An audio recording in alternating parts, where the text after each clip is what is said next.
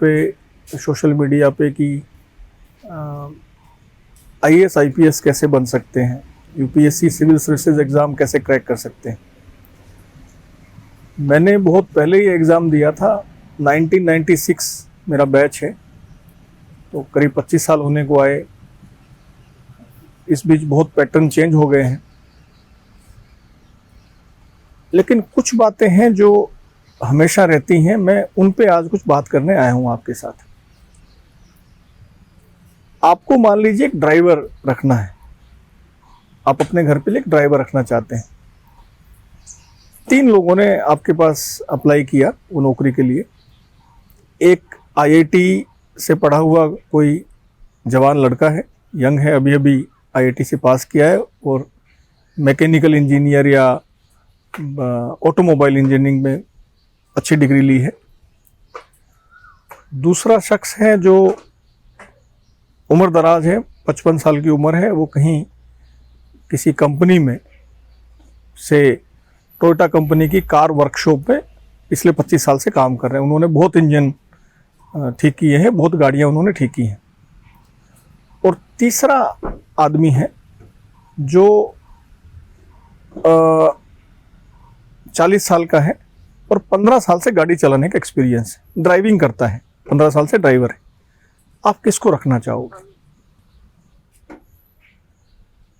जाहिर है जिसको ड्राइविंग का तजुर्बा है उस आदमी को आप रखोगे, क्योंकि आपको तो इंजीनियर नहीं चाहिए, आपको तो मैकेनिक नहीं चाहिए। तो जो लोग मुझसे बहुत पूछते हैं बहुत बार कि हम यूपीएससी का एग्ज़ाम कैसे पास करें, मैं उस बात को घुमा के आपसे पूछता हूं कि यूपीएससी को किस तरह के लोग चाहिए आईएएस और आईपीएस बनाने के लिए। ये बात अगर हम जरा सी समझें तो बहुत काम की बात है। एम्प्लॉयर का पर्सपेक्टिव जो है, जो नौकरी देने वाला है, वो किस तरह के आदमी को नौकरी देना चाहता है, ये बहुत ज़रूरी है जानना। उसके लिए ये जानना ज़रूरी है कि ये जॉब प्रोफाइल क्या है। अगर आप प्राइवेट सेक्टर को देखें तो प्राइवेट सेक्टर में बहुत सारी जॉब्स के प्रोफाइल हैं। ये जॉब है, इसका ये प्रोफाइल है, और जिस तरह का प्रोफाइल है जॉब का, उसी तरह के लोगों को वो कंपनी, उसका एचआर डिपार्टमेंट रखता है।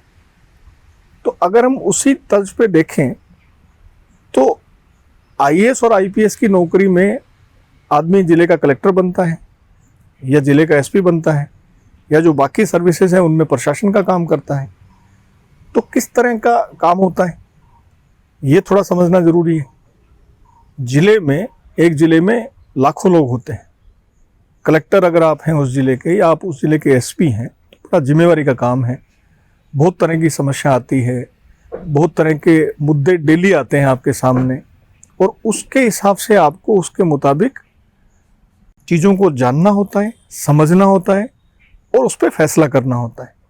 और आपका फैसला बड़ा महत्वपूर्ण है, क्योंकि उस फैसले से लोगों की ज़िंदगी पर असर पड़ता है, लाखों लोगों की ज़िंदगी पर असर पड़ता है, और कई बार बड़ा नुकसान हो सकता है अगर फैसला ठीक नहीं हुआ।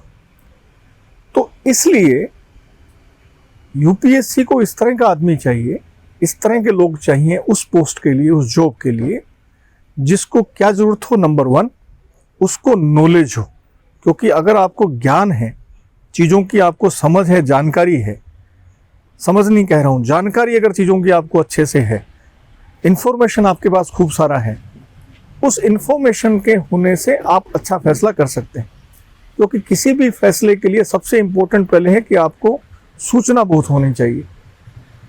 तो पहली बात तो है कि उस आदमी का नॉलेज हो, उसको सूचना हो, इन्फॉर्मेशन उसके पास काफ़ी सारी हो।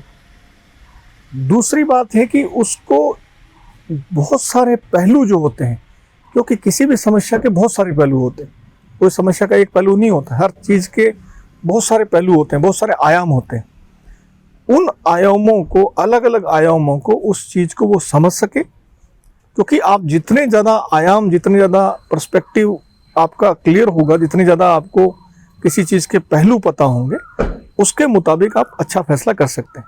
तो आपको पहले सूचना चाहिए खूब सारी, उसके बाद उस सूचना को एनालिसिस करके, उसका विश्लेषण करके, और बहुत सारे उसके जो आयाम हैं उन सबको जान के आप एक फैसला करते हैं। तो दूसरी चीज़ की आपको जो ज़रूरत है वो है कि आपके पास विश्लेषण की क्षमता हो और बहुत सारे आयामों को जानने की आपकी कैपेबिलिटी हो, योग्यता हो। तीसरी बात है कि जितने भी आयाम हैं, जितनी भी सूचना है, उसके मुताबिक आपको फैसला ऐसा करना है, ऐसा फैसला वो आदमी कर सके जो पॉजिटिव हो। ऐसा नहीं कहे समस्या को देख के कि साहब मैंने देख लिया, मैं समझ लिया, ये हो नहीं सकता। हो नहीं सकता जैसा कुछ चीज़ नहीं है प्रशासन में। या तो वो हो सकता है या उसको होने की हम कोशिश करेंगे, जितना हो सकता है उतना करेंगे। तो आदमी ऐसा हो, उम्मीदवार ऐसा हो जो बहुत सारे आयामों को समझ के और एक प्रैग्मेटिक फैसला, एक चीज़ को पॉजिटिव वे में किस तरह से आप आगे जा सकें। तो आपका आउटलुक पॉजिटिव होना चाहिए, नेगेटिव नहीं होना चाहिए कि साहब ये तो पॉसिबल नहीं है, ये तो हो नहीं सकता है, ये तो मैं कैसे कर सकता हूँ, ऐसा नहीं हो। तो इसीलिए आपने अगर देखा हो यूपीएससी की परीक्षा के 3 चरण हैं। पहला चरण प्रिलिमिनरी है। प्रिलिमिनरी जो एग्ज़ाम है आपका, प्रारंभिक परीक्षा जो होती है, उसमें आपकी सूचना के बारे में आपकी परीक्षा की जाती है, क्योंकि बहुत सारे उसमें इंफॉर्मेशन है। वो बेसिकली ज़्यादा से ज़्यादा उसमें 80% मैं मानता हूँ उसमें सूचनाओं पे आधारित है, 20% आपका एनालिसिस पे आधारित है, थोड़ा बहुत आगे पीछे हो सकता है। तो पहली जो परीक्षा है, प्रारंभिक परीक्षा शायद उसको बोलते हैं प्रिलिमिनरी, उसमें आपकी सूचना कितनी आपके पास है, इन्फॉर्मेशन, आपको दुनिया भर की इन्फॉर्मेशन आपको पढ़नी पड़ती है, जाननी पड़ती है, समझनी पड़ती है, रटनी भी पड़ती है। उसके मुताबिक आप उस पर जवाब देते हैं। आपकी सूचना की समझ की, आपकी सूचना की आपकी परीक्षा वहाँ होती है। उसके बाद दूसरा आता है मुख्य परीक्षा, मेंस। मेंस में सूचना का भी रोल है और समझ का रोल ज़्यादा है। तो आपको न सिर्फ इन्फॉर्मेशन हो, 50-50 हो जाता है। आपको इन्फॉर्मेशन भी बहुत होना चाहिए, लेकिन इन्फॉर्मेशन की परीक्षा आपकी हो चुकी है तभी तो आप मेंस तक पहुँचे। तो यहाँ पे आपकी समझ